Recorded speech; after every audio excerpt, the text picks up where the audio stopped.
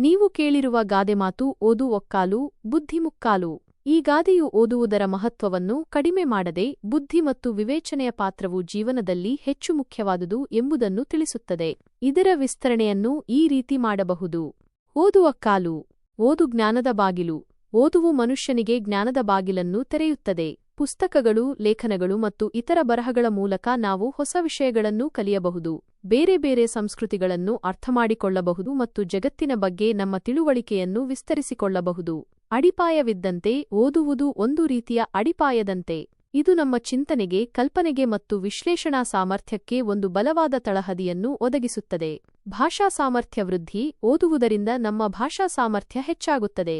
ಹೊಸ ಪದಗಳು, ವಾಕ್ಯರಚನೆಗಳು ಮತ್ತು ಅಭಿವ್ಯಕ್ತಿಗಳನ್ನು ನಾವು ಕಲಿಯುತ್ತೇವೆ. ಇದು ನಮ್ಮ ಸಂವಹನ ಕೌಶಲ್ಯವನ್ನು ಉತ್ತಮಗೊಳಿಸುತ್ತದೆ. ಒಂದು ಭಾಗ ಮಾತ್ರ. ಆದರೆ ಓದುವು ಎಲ್ಲವೂ ಅಲ್ಲ. ಅದು ಜ್ಞಾನ ಸಂಪಾದನೆಯ ಒಂದು ಭಾಗ ಮಾತ್ರ. ಕೇವಲ ಪುಸ್ತಕಗಳನ್ನು ಓದುವುದರಿಂದಲೇ ಜೀವನದ ಎಲ್ಲಾ ಸತ್ಯಗಳನ್ನು ಮತ್ತು ಅನುಭವಗಳನ್ನು ಪಡೆಯಲು ಸಾಧ್ಯವಿಲ್ಲ. ಬುದ್ಧಿ ಮುಕ್ಕಾಲು. ಬುದ್ಧಿ ವಿವೇಚನೆಯ ಕೀಲಿಕೈ.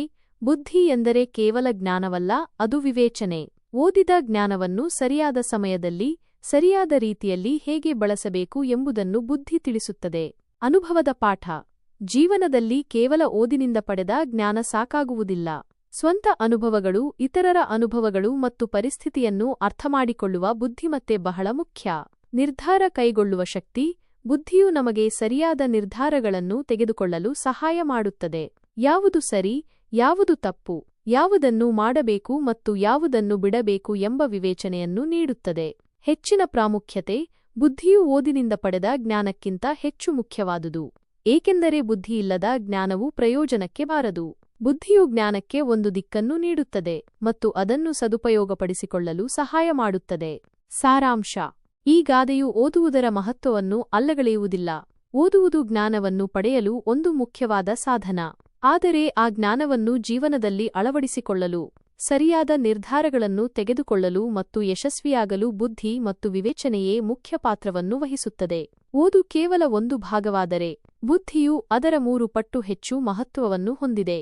ಆದ್ದರಿಂದ ಓದಿನ ಜೊತೆಗೆ ಬುದ್ಧಿಯನ್ನು ಬೆಳೆಸಿಕೊಳ್ಳುವುದು ಮತ್ತು ವಿವೇಚನೆಯಿಂದ ನಡೆದುಕೊಳ್ಳುವುದು ಜೀವನದಲ್ಲಿ ಅತ್ಯಂತ ಮುಖ್ಯ.